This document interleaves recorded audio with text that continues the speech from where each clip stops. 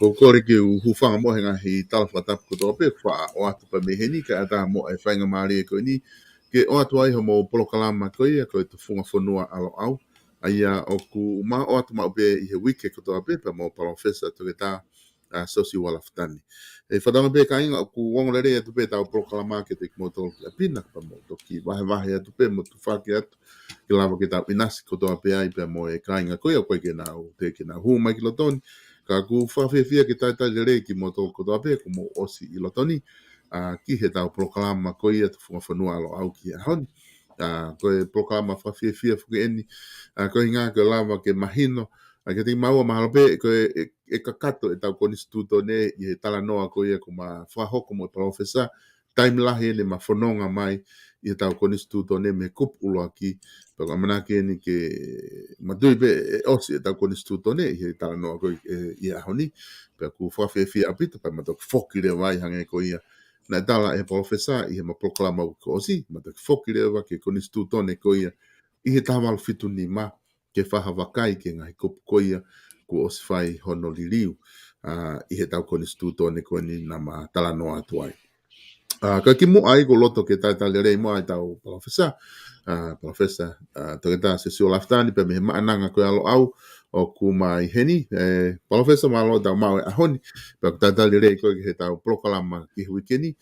fa ma fa na pita ne ha momoko ka fa ma fa na pe lava ke mahino o ku lava pe tau proklama ke hoko atu pe hange ko ke fa tala no ki ai Peka tok whanongo pia e ka inga, peka aha kwai more atuai ka aku tauhi pe ngahi vitio ko ni lawa ke ako ai hani i he taimi te nao whanongo ai ke ngahi vitio ai ni ko whahoko pa mea.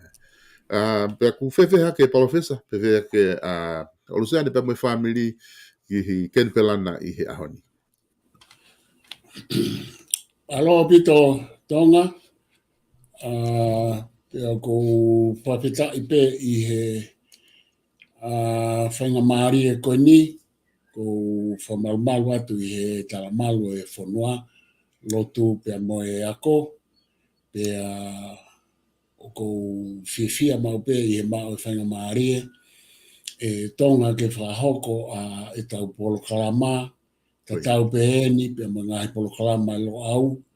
pia ko wakai ke ngahi polokalama ai tau VPO e nao ke tataki, o whawhiawhia tonga he ku koe ke ngata i he ngahi uhinga ke heke, uhinga e tau whai ngahi polokalama koe ni, ka oku toi kau i he mea koe tataha wahe a ene ki oko, mo ene luku me he ngahi wheinga tataha tau whai ngahi mala e ke heke, ka tau tuti whito ke mala e whaako mo mala e oiongo, Pea ku tau monu ia i he tau au mai ka kuonga o ku whakawhainga maari e ki tau tolu he teknolosia ke tau wahe. Ku hange ko whakarea ni nai.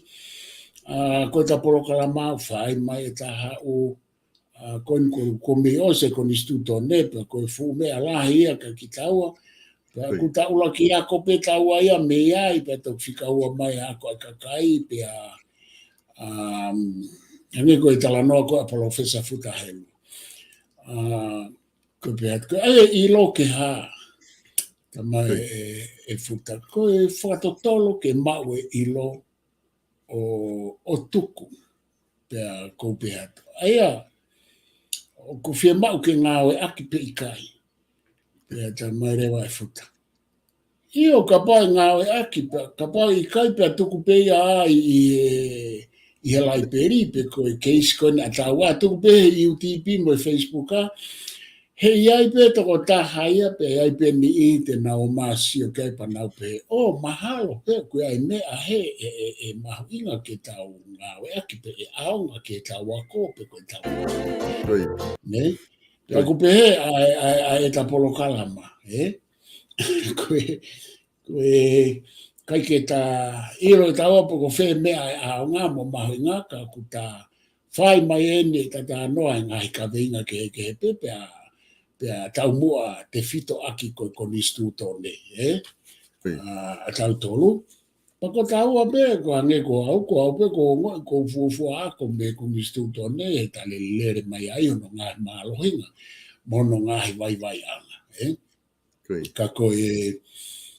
me te pu ko tohia o kune hanga puke ai fonua pe a fika awa atu ki ai lao pe a fika tolu atu tohi tapu ki ai mo nga hi tohi ke i ono whagalere o i fono. Koe ke pehe mahu i ngange ko mistuto ne to i tapuka ko kuinga ki hanga i talunof. Ka kou lelei pehe ni e tonga kai whafoki atu pe mo e whamiri lelei pe alusane pe mo e whanau mo whamupuna mo ngau e taulo au heni o ku alupeke ki i whakalaka ange e ku fefa uhi mo whangatua mo e studio fo o koe ni mo u sistemi koe ni u tau ngau e aki koe ni me he tau ofisi mo e tau senta heni ka ko i be ko hange ho he weekendi ko ki whakalaka ki mo ku si ange whehala ki pa ku whawhiewhia ko i ngā he lawareba ke uwhai atu ha u whatongia ke e tonga mei fe mo kina pe au ia talu me e pereri hono whainga i sistem fo au ko ni ke lele rei ku fuwhihi au pito ai sistemi ko na lo au o ku hanga professor i las ofa o ako i mai ke ngau e aki ka whawhiewhia he ku alpe o ki whalaka lahi au pito ki mo ka whafoke at maro mo ne pito e professor ko tui ko ngā e lahi hono whakahoko i whainga ngā ue koe ni ka ko tui whakalaka pito e ongo mai koe pa mai asi mai koe me hena koe loi koe ngā e lahi a pito ki whakahoko me hena pe me he maananga koe na pe mo i miti a whaifia alo au i he tuko he wikeni e professor pe me i tonga o ku mahalo koe polokalama ko osina ta polokalama ai ko fo i hopo e ua ku mahino mai he osi koe ta polokalama ko ia pa ku ke osi mea i pe koe ai a koe hopo ko ia a tonga tapu uluaki mahino kui kuna pe ai hopo koe ni he whafufonga lolo tonga te vita block pe a koe ai na ke tari e whamau kotoa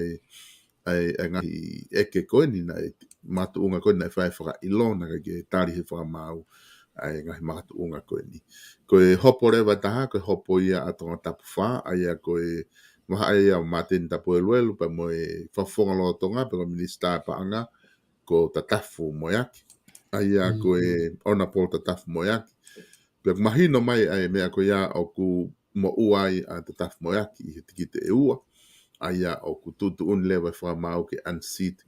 a tatafu moyaki i he whare area. Koe tu koe ke minista o te ke mahino, pe o ku whakawhisi, pe o ku whamalolo, pe o ku hoko atu, ka koe tu unga ia o ku iai atonga. Ai au alhake rewa e ka ulungia o toko tolu, ai wahenga koe ni ku ulungia, taha, ua, tolu, koe. Pe a ka rewa ke pa malohi pe, ai wahenga koe ni tonga tapu laki, pe mo tonga tapu wako, o wakai ke tu unga koe ia, o ku iai e tau hopo bribery, toi whi hopo e ua. Ia, koe hange ko tala noa he wike ko o si tonga, I he tawhaake taha o ku whakawhiewhia. O ku whakawhiewhia he ku whai e whakailo, pe koe hae whaahinga uhinga ki e whakailo, ka koe uhinga o ku mālohi mai koe nau tau kawe I ke tau e whaihia. Pe au whaafofa e uhinga ia ko ia. Koe whawhiwhia he ku whai whakailo, pe au koe ai kau whawhifonga o ku hao, pe ai kau whawhifonga o ku moua. Kau ki kaike upehe au e tonga o ku whawhiwhia ai nau moua. Ko ku hinga pe au kuia ai whawhiwhia he ku hanga he whamau anga, pe mo whamau lahi mo lao, o mai ai ngahi tari, o whakatatau ki he whakamooni, pea mo ngahi evidence o ku mau I whare hopo, mo ngahi whakawhekiki a kauloea. Ko nea koe pe na mooni e whakamooni pe koe loi, koe ki tau tōroi koe whamau anga ia mo kauloea. Ko nea pe o ku tau lawe I pa kou o ko lawe I tonga koe whahai mālohi, koe whahai whoki. Aia o makatu unga ia I he ola o ngāhi mea au wholahi he whare hopo mo ngāhi whakawhekiki o utuku aki I.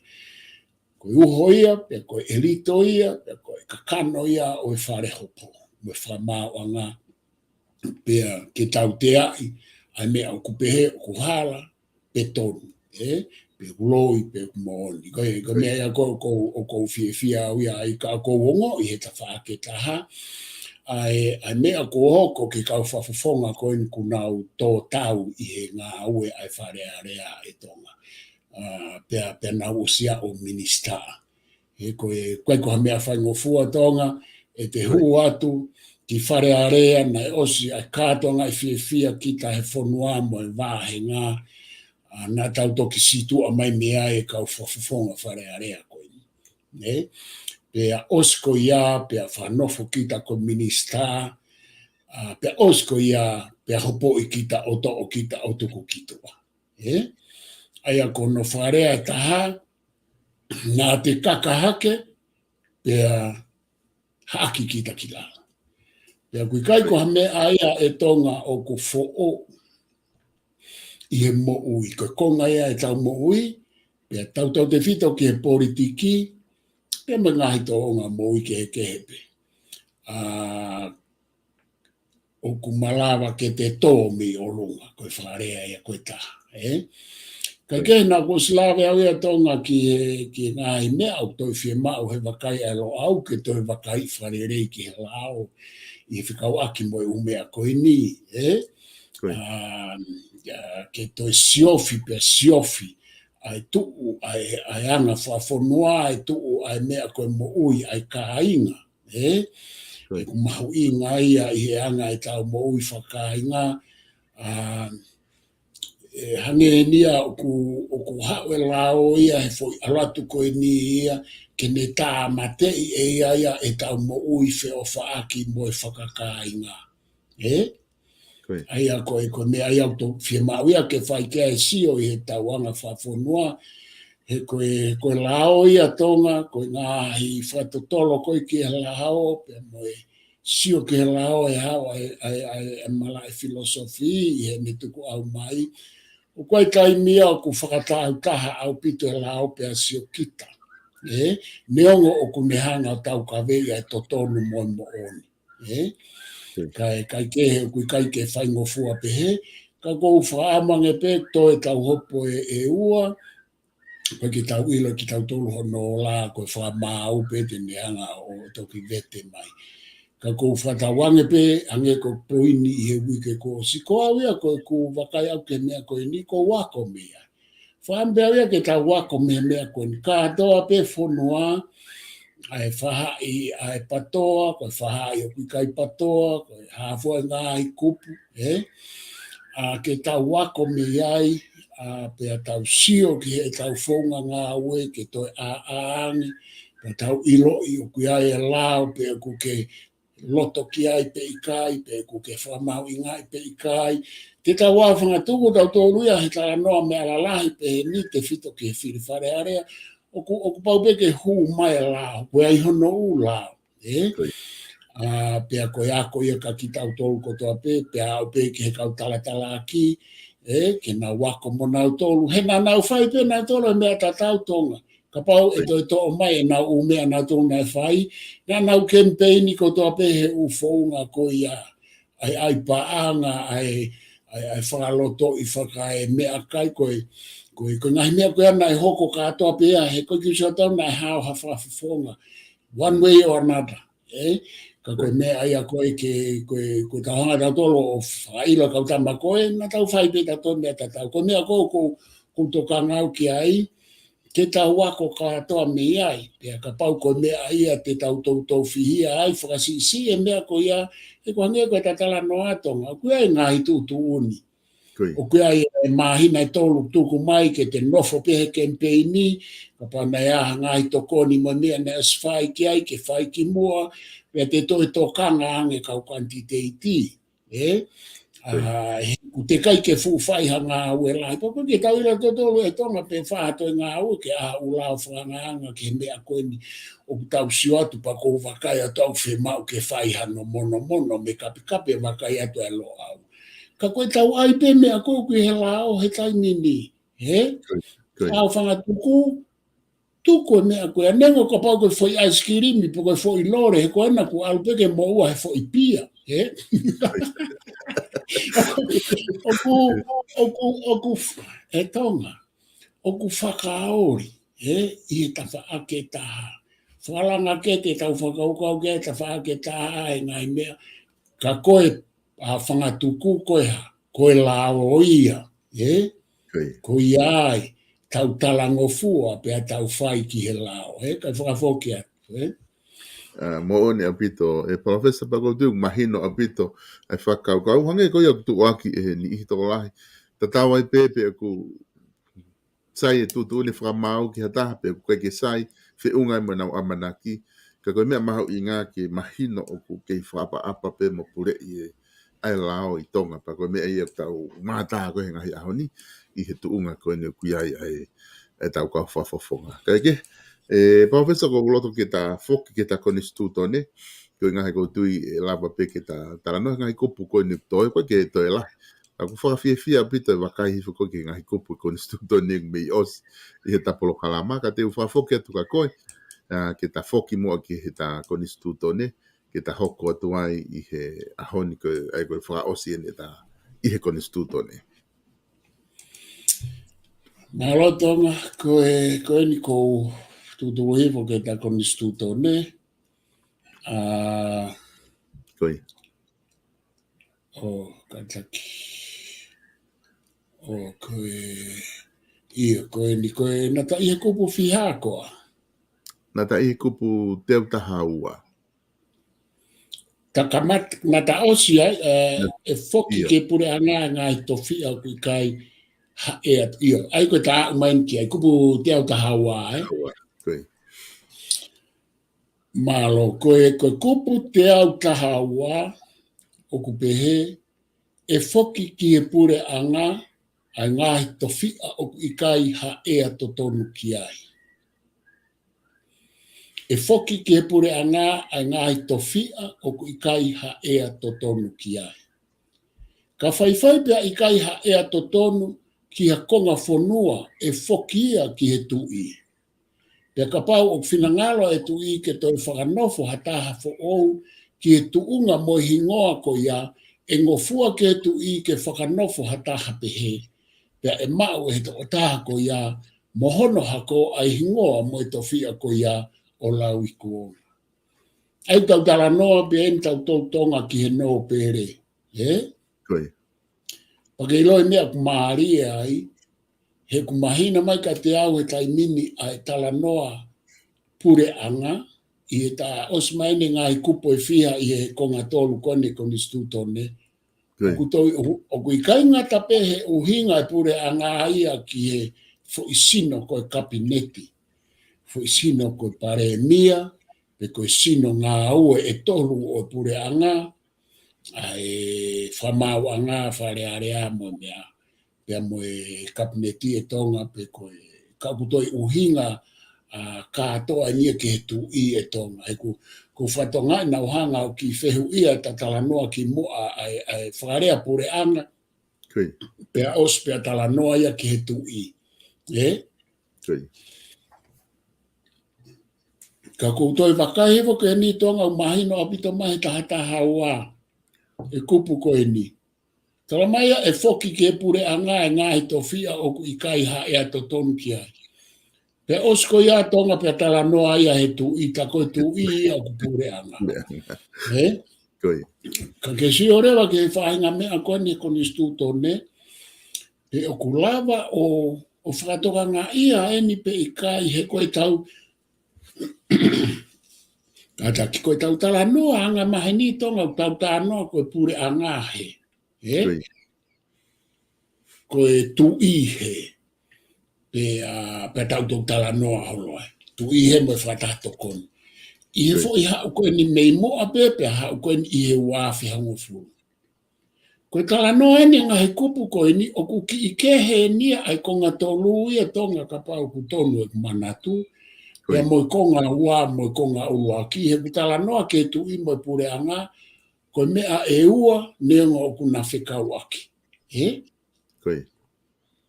Ka koe ni o kala noa ke pure anga, koe tu i ia. O ku i kaito e tala mai heni i he tahataha ua ia, hato e pure anga koe kabineti mo pare mia.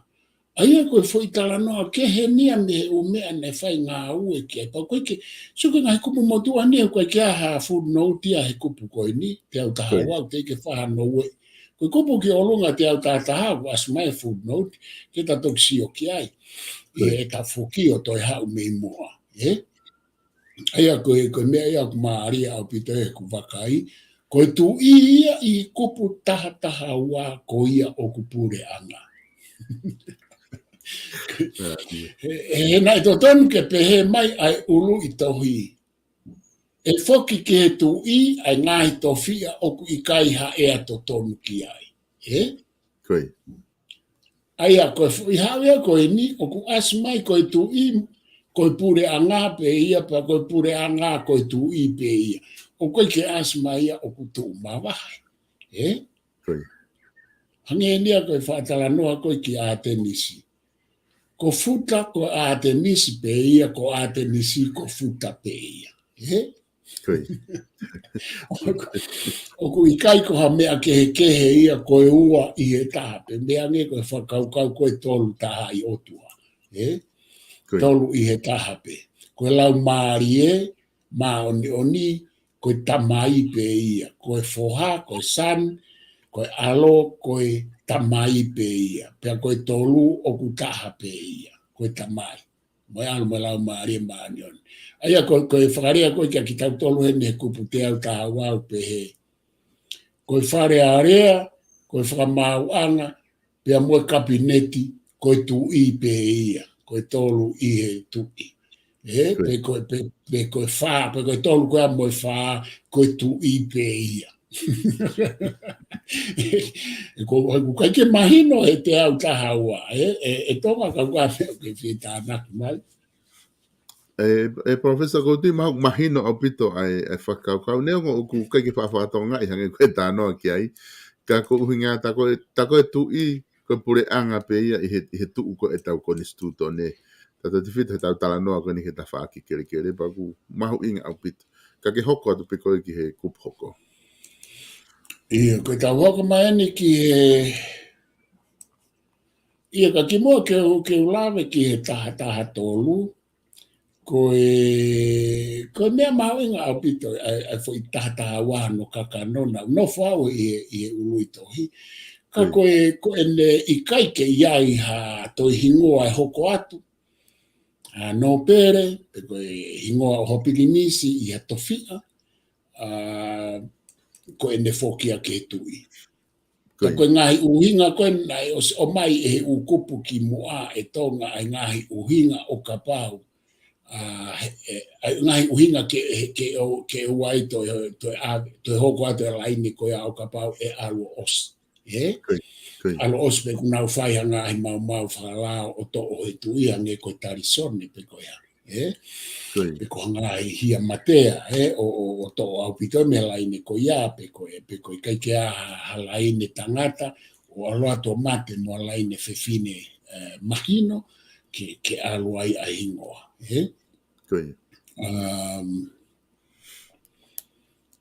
Koe kupu tata tolu to tonu ke mau api.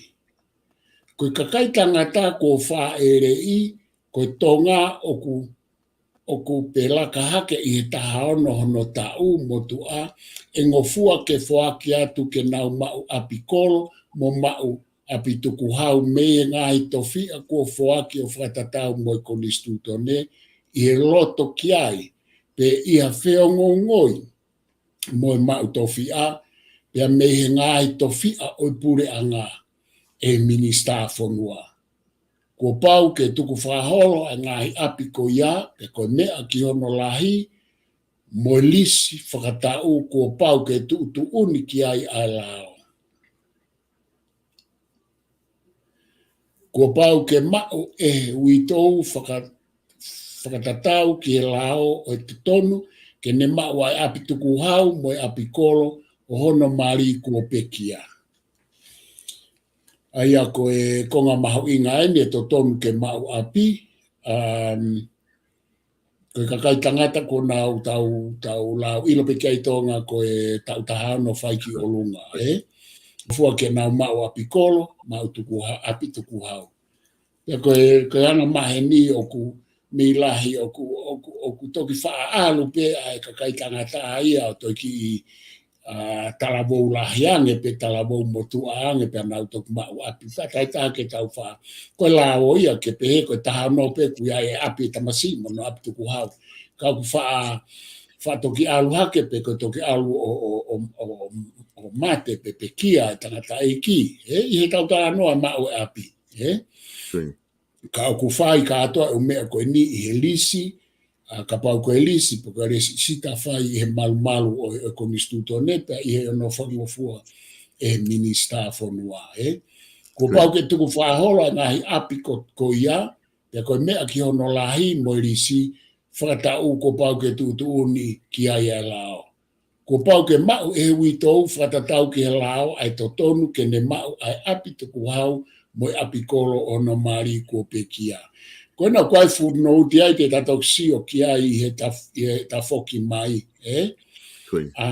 ka mahino mai pena fai ai kapi mo mono ki ai ka ku te kai ke to e liriu ai fo i mea ko ia ai wito e alu ki ai api kolo mo api uta. Tuku kehe ka pau e hanga e hono mari ka pau ko siana ia i e kumau o hanga ia liliu e uapi e ne kei mo ui pe ko e nelisi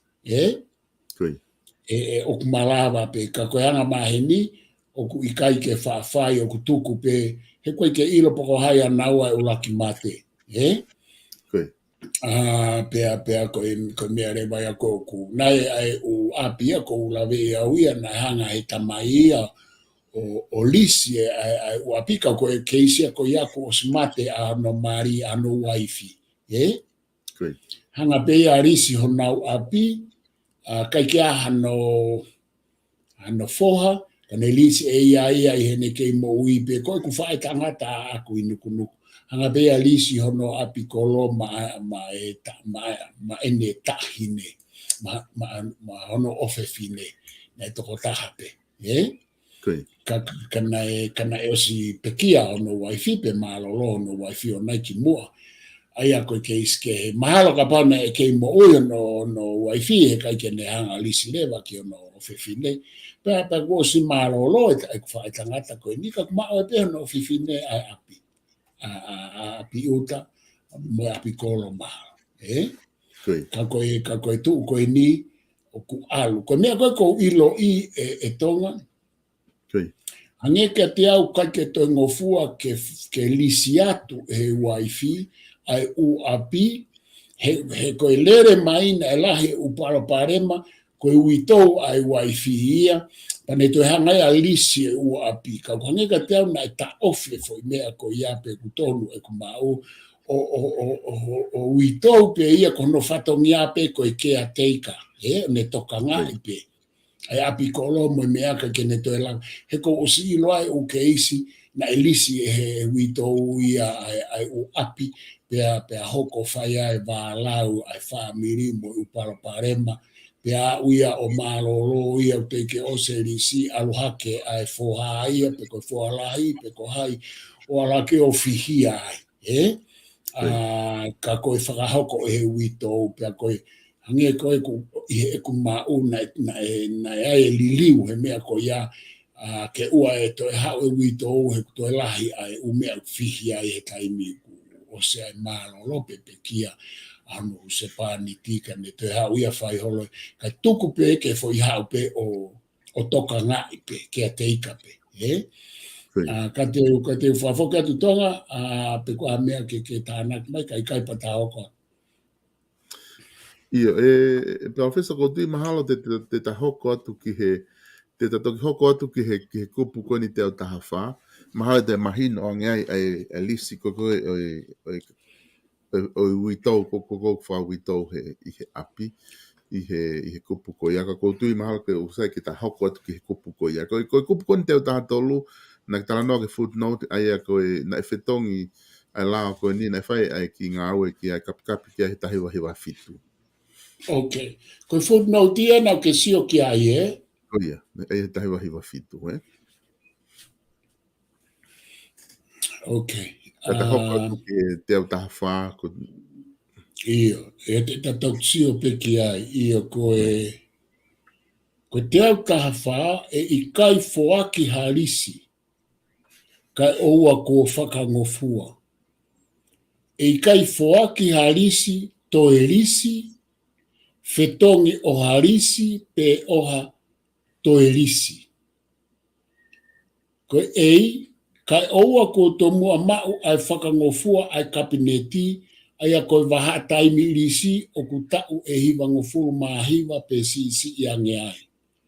Pe kai oua ko to mua mau ai whakangofua ai whakatahatoko ni, ai a koe waha taimi risi o ku laka hake i he tau e hiwa ngofuru mahiwa. Aia e tonga koe foi mea mahu inga eni koe whakanou nou mahalo te upehe, koe risi o ku pure ki ai whakatahatoko ni o whakatatau ka pau koe utofi ai pure anga, pea pure ki ai ai kabineti. Pea mo utofi a peho e ki o ku kau pe mo kabineti ai, pea toi kau pe foki mo whakatahatoko ni. Ai koe whakanou nou, i hono hai mai e ongo fo i ei mo pi koe ni o kupu taha wha, koe hape ai mea e toi whai ki harisi, foa ki harisi, pe toe risi, pe koe hokata risi, pe koe whetongi o harisi, pe hato e risi, koe u whiriuri waki katoa ko ia, e hau ke kabineti, pe hau ki e whakatahatoko ni o magatu unga, i he tuu ai ngahi tofi a ko ia, hange koe ngahi tofi a lalahi o pure anga ka pau e fie mau ke risi, o ku kau pe ai kabineti pe a toi kau mo e whatahatoko ni mo tu i hono a whangatuku. Pea ia i rewa ai ngahi mea ia ke risi ngahi hange koe api o oku na e risi, i e whakatata, koe ke aluia ke whakatatoko ni, na alupe ke kabineti ke nau whakangofua mai risi. Ia ku makatu unga i e uhinga, pe koe whakatau kaha, pe koe ngahi tofi alalahi. Tofi a kau no pere, o kuia nau tolu pe ka kua pau ke alu ke a whangatuku. Mau nau tolu pe, nau whai no whahoko, umea koe a ka kua pau pe ke fou mai. I he ongo fo i kupu e ua koe ni, he kai ke pehe ke risi pe no pere ia no tofi a ia te ia pe,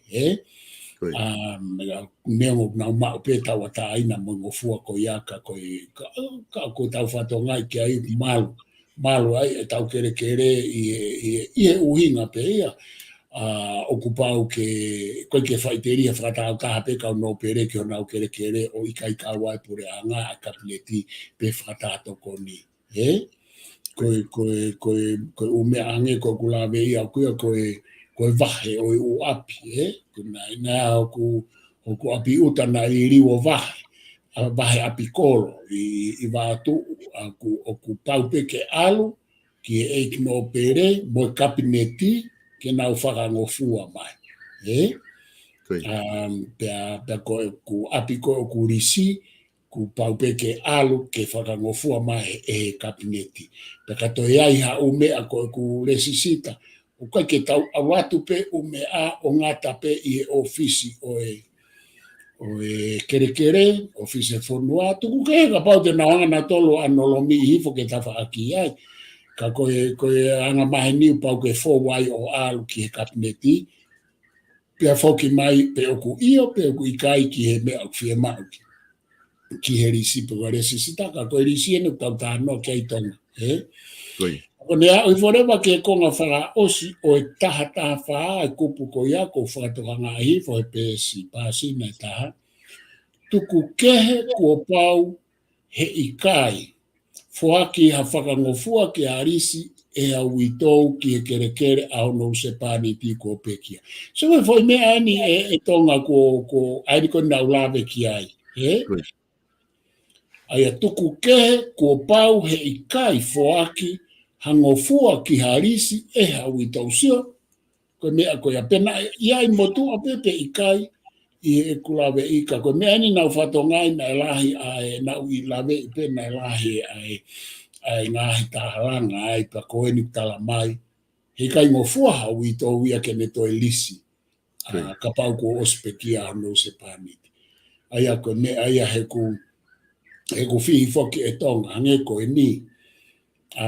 Ko e tuu koe ai tau lao. Ka pau e uitou ha whiwhine ha waifi. Pea no foi a mohasiana e taha. Ka o kune lolotonga mau ha u api. O kumalawa ke to o u api ko ia me iai. Pea ka pau e to e maria mohataha e more ai u api ko ia. Pea ka pau ko ha tofia o ha no pere. Ka ilo he no pere he ku uhinga a ene ke a teika ki e u api he koe uitou ia o sione koe o kupekia. Taka paurewa lotonga ne uitou ku kai ke uitou mo oni ia e to elelere ia mo pita. Oku ikairewa whakamolare anko whakatapu pea oku ikairewa ne mau irewa lao hono hingoa hono taitolo ko uitou kako ikai uitou o to elelere mo hataha he mau iai ai tofi a pe koe kere pe koe api he lao. Ikai ngata e ne tae whakamolare mo tae whakalotu kai to e ikai ke whakalao. Te whatongai tonga oku to e fihi ai o mea. Vai ka uitou ia na naulisi e na doria ko hataha na nofo kai ke na nofo mari pe koe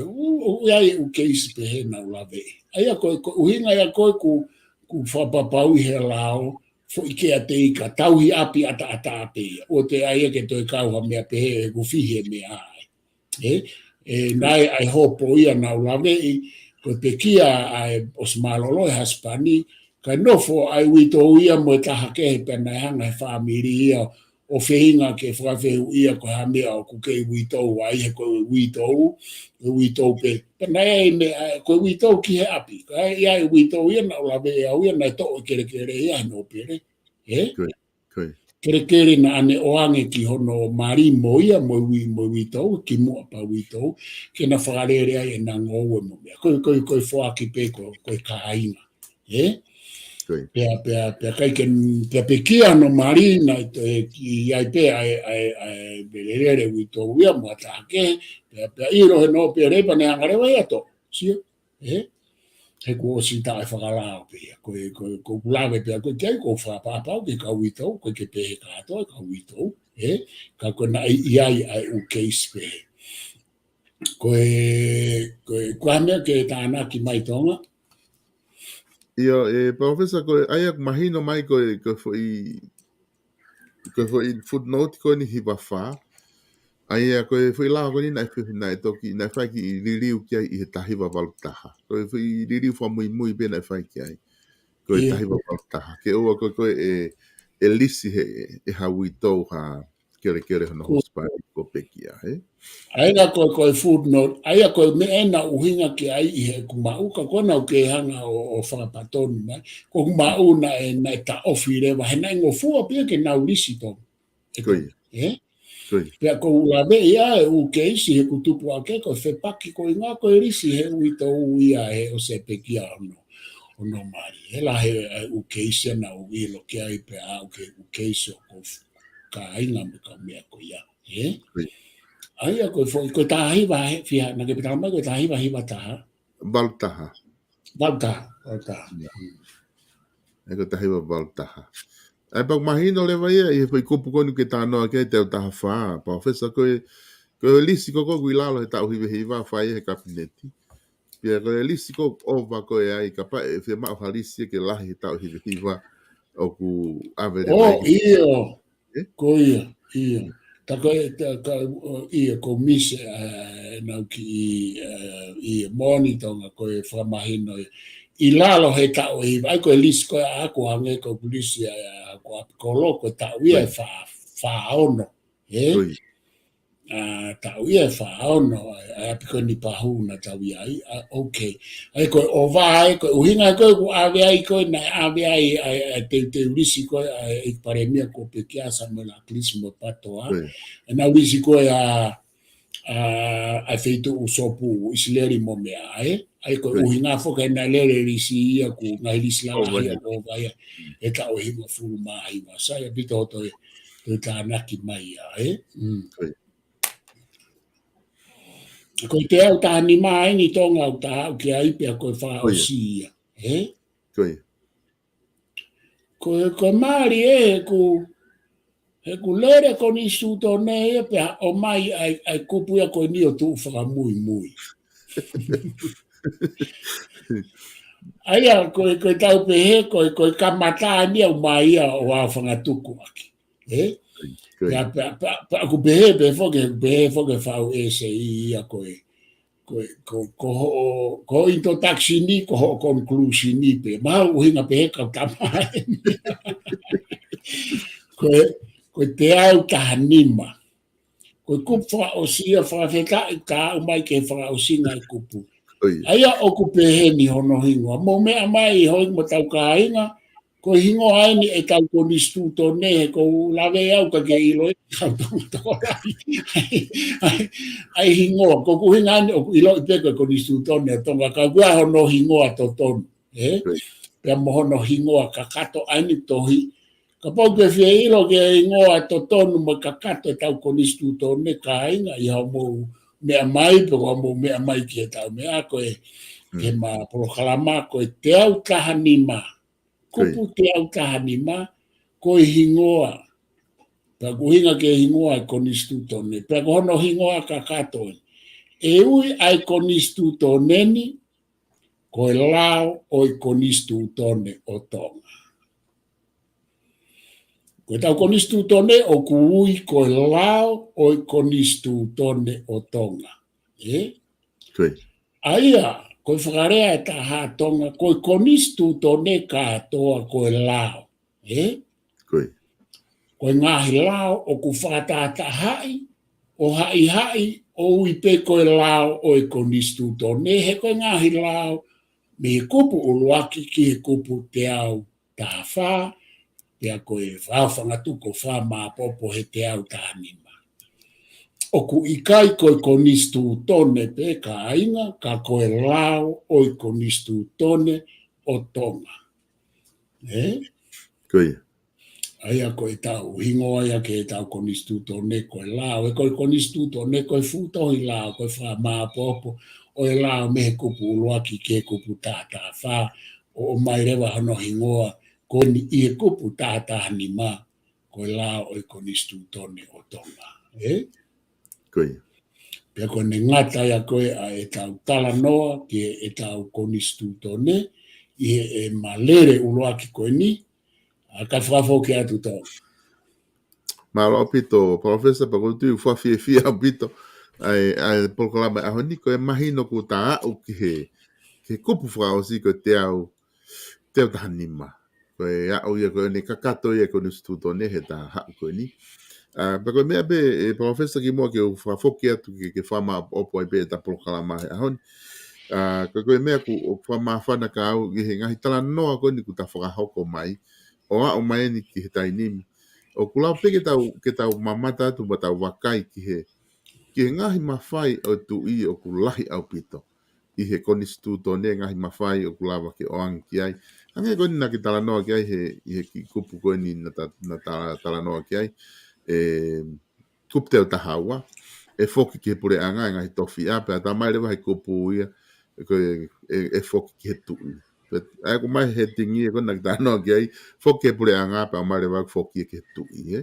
ai pa ta si o tu foke hange ko tala no ko ki hono fo no fo ha hingo o ku he tu I pe ma fai ko ia ke fo hoko pa ta manat foke e professor ki he hopo ko ni ko no pele fila ke pa ai na o sika fa maulahi pia malohi ai tahana ni fai ai talatalaki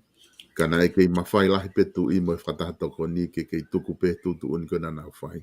Ka te whafoke atu ka koe Professor ke whama apo opo mai pe ka kato e ta koni stuto ne ka ta toku foki ki ta walfitu ni ma e ta proklama hoko. Malo tonga, ko whamalo au i tā i wā mo e wā i tā koe ni whai mai ai a e tā langa, tala noa mo e tā langa, o a mai ni ki e ose ko ni stutone. Nā ta hau whaktaua he ko ni stutone o e tā fituhi walunima, mo e ta whakaamu ke ta osike ko ni stutone koe. Pe ta hafu taua o lili mahi ko ngā loto ki ko ni stutone koe ni e wāwhia ngō furu mo ngahi i tau hau ko ia. Pe aku tau aloa i pe koe ni pa ta hau pe koe ni o osi. Aia koe tato e whoki rewa koe ni, te ta whoki rewa o no whomau ki he... I o tato e whoki rewa i he ko ni stutone pe koe ni, o tato e hau ai, ka te tahanga rewa o siofi mai mo e ngahi kupu koe o e konistu tone o e tahawalu fitu ni ma a eni na e whai e kapi kapi pe whakatontonu pe koe mono mono. Aia ka te ta koia koa koe tonu koe whaarea te ta nofo e konistu tone koe ni o ta hulu hulu mai mo sio me he ngahi liliu me he konistu tone tahawalu fitu ni ma ka te taila fok me koni stutone ko ni ai ngahi liliu he kai ke taila me koni stutone motu ai ngahi liliu e kulave he koni stutone motu a o ko mau ia e au heni ai hard copy ai e to fra fok me re vaia ka ta taki tawa koni stutone ko ni ka ta alu me ki kamata ki kupu ulu aki o ha mi ai pe ko fa malo ki he kia te koe i ta take ta proklama ta o mai ke wha singa ko ni stutone ton ke ai hafo i katoa ngā i mea ko ia i he weekend koe fuke aha mea ia ke katoa ngā i mahalo koe ai pea ki fo i kai e fiafi ma ki fo i pia e taha koe ku inu foki o ko ke inu peka ku ko lolo ta hape ka ko lai ta hape ka o foi pia todo ai ko ka ta ngai foi pia todo e tokana Luciane ko inga ko mama ke o te to inu la ko fai foi fo kai pe ka ko inu e tonga ko o se ta o mahalo ko winu a foi pia e nima pe hongo fu ko o sia ko e ta e ko foi pia pe ko to fai no pe foi pia ai ka hoko ha me ki sanga fai foi pia ta pe o ku na ka mata fo ke ka se ana o ke inu pe inu la pe ka meni ka ku ka ma ene fie talo o ki tonga mo holo o pito ai lu o au mai ke ka ke ko tu ia ko e